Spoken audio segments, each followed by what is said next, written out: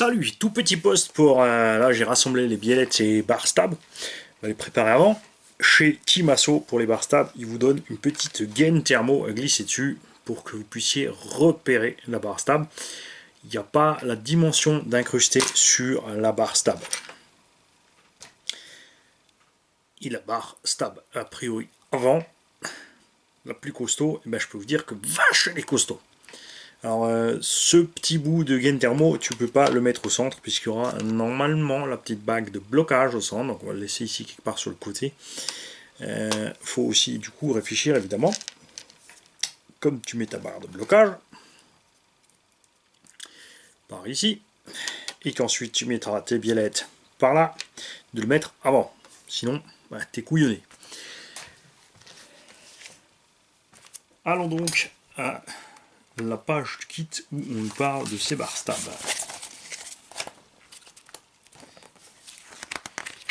Alors, là. Alors, non, donc ceci est l'avant.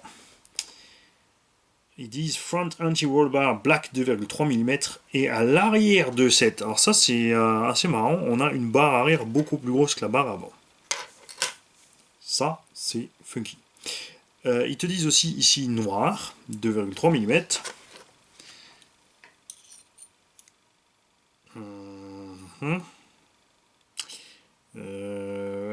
Ouais, 2,3. Et arrière, ils te disent gris, 2,7. On a bien 2,7, mais on a bleu, pas gris. Tout comme chez Hot Bodies, donc des incohérences dans le kit. C'est un peu con, je trouve, pour des kits pro. Pour l'emplacement de ce rotule aussi, on te donne une dimension exacte. Alors à l'avant, on te dit à 2,3 mm rotule vers l'intérieur. Et en plus, on te dessine gentiment la rotule dedans, sans la chape dessus. Et donc, pas con, mais l'air d'un con quand t'as fini, parce que faut ressortir ça de là. Il faut donc préparer d'abord tes chapes. Donc, tu mets ton petit BTR. Tu prends la visseuse.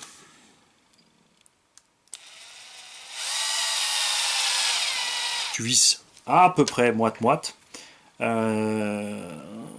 Ici aussi, ils te donnent une dimension. C'est pareil. Ils te disent de laisser 1,5 mm à l'avant uniquement. À l'arrière, rien. Donc pour ce genre de choses, moi je préfère donc une petite biellette à pain inversée ou une petite cale. Comme ils sont dans le bleu, une petite cale bleue, moi je dis que ça leur est fait. C'est toujours pareil, ils veulent être pointueux, mais ils sont jamais pointueux jusqu'au bout. Hein. T'as remarqué, quand ça arrive au portefeuille, c'est fini le pointillage. Ouais, un 5 à peu près. Tu te clipses donc ta rotule dessus. Et tu la montes. Fesse vers l'avant. Face vers l'avant. Là-dessus. Petit coup de loctite.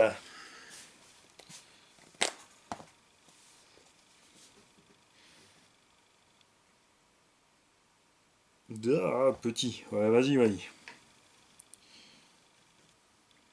Vous en faites pas. Je suis pareil quand je sers le schnapps. Voilà. Hop. Donc là, on va se coller à 2... Ah non, à 2,3 mm. Ah, vas-y, vas-y. Mesure 2,3 mm pour monsieur tout le monde. Voilà, ça c'est... moi je peux le faire, mais voilà. Hein. Pourquoi faire des choses bizarres comme ça? Après, ça vient peut-être du système métrique US, qui est pas métrique justement. Pour eux, ça donne peut-être une mesure ronde. Là, je suis à 3 mm, hein, pour te dire 2,3. En gros, tu te mets à 2, hein, tu mets encore un petit coup. Je vais pour l'instant laisser mon petit BTR vers le haut, comme ça. On verra ensuite sur le kit si on peut toujours l'atteindre. Là, c'est pareil. La bague au milieu, qui sera prisonnière sur la cellule. Il y aura un petit cavalier en plastique qui l'empêchera de se déplacer gauche-droite. Je vais peut-être jeter un coup d'œil tout de suite à la cellule. Ouais, tu vois, regarde. Tu as ici une empreinte pour qu'elle circule dedans. C'est bien, ça va pas bouger. Par contre, avec le sable et les frottements, les machins, tu auras ici une petite usure et ta bague bleue, mais elle sera vite plus très bleue. Donc là, moi je dis qu'ils sont allés faire trop compliqué.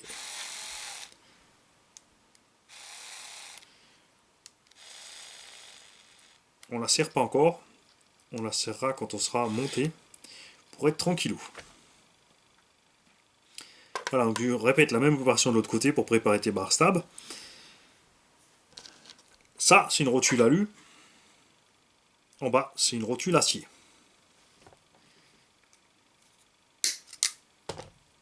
Là, c'est bien parce que dans le triangle, c'est quand même beaucoup plus exposé à la crasse qu'en haut. Je vous l'ai déjà dit, je suis pas super fan des rotules alu, surtout que l'alu est souvent éloxy et qu'on a généralement plus de jeu sur une rotule alu que sur une rotule acier, surtout après un petit moment d'usage. L'alu s'use beaucoup plus vite. Côté biellette, on a par contre là de l'acier, ça c'est bien. Tu as tes biellettes, donc tes tirants arrière qui te servent à régler donc ton carrossage arrière. Chez Timasso, ils aiment pas avoir des longues tiges filetées, ils en font des courtes, seulement ils font des rotules très très longues. Pour repérer le sens, chez eux, il y a tout simplement un endroit où c'est bien droit et un endroit où c'est un tout petit peu conique, tu vois. Ce qui est bien aussi, c'est que chez eux, au début, ils ont percé un peu plus gros, donc pour prendre, regarde, c'est beaucoup plus facile, tu es déjà dans la viande, et ensuite tu peux faire tranquille pour faire prendre. Et, t'as vu ça? Ils te livrent la petite clé avec. Je rappelle à tout le monde que si vous voulez une petite clé comme ça, vous passez chez picofran.fr, et là, ça en stock. Donc là, tu peux visser un côté à fond, après tu mets, enfin pas à fond, ben, là où ils te disent de le mettre, hein, tu regarderas tes mesures, généralement c'est dessiné soit à l'échelle 1, soit ils te donnent les mesures. Là ils te donnent pour la direction 24,90 mm, super. Et pour les rotules arrière, on verra la notice, et ensuite tu visses l'autre côté, ou alors tu fais prendre de chaque côté, et tu t'amuses à visser tout ceci dessus une fois que c'est sur le véhicule, c'est-à-dire que tu fais prendre de chaque côté, et ensuite tu t'amuses à tourner pour ramener. Faire ton réglage dessus, ça c'est à chacun de voir. Faut toujours un peu, pour faire prendre, presser dessus et tourner en même temps pour réussir à faire prendre le filet. Il n'y a pas d'autre solution. Moi je vais choisir comme d'habitude un sens dans lequel je vais monter mes biellettes, elles seront toutes dans le même sens. Ça c'est à chacun de voir, si tu veux les deux vers l'intérieur, les deux vers l'extérieur, ou soit vers l'extérieur, soit vers l'intérieur. C'est vraiment chacun son truc. Biellette de direction, c'est pareil. Elles ont un petit déport, pourquoi? Ce petit déport va là, puisque ton voile de jante arrive comme ça. Donc quand tu vas braquer à fond ici de ce côté, ta jante va tourner, elle va arriver ici dans le creux. Si tu la tournes comme ça, eh ben, tu vas aller frotter, tu vas aller bouffer ta biellette. Les petites rotules aussi ont des empreintes exactes. À l'intérieur, pour les retenir, tu auras la vis par au-dessus. Donc là, c'est pareil, tu mettras une petite goutte de loctite dedans, tu serres à travers, tu retiens ici avec ta clé hexagonale. Donc 6 pans.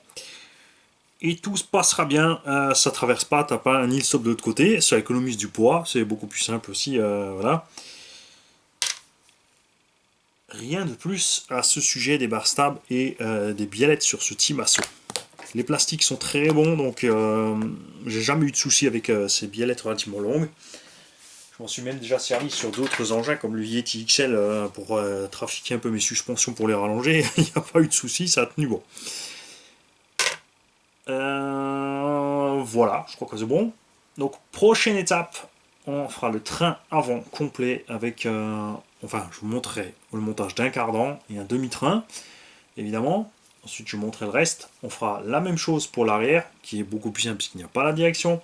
On fera ensuite la partie centrale avec le montage du diff central, les éléments centraux. On fixera le train avant, le train arrière sur le châssis. Et ensuite, on implantera l'électronique. Et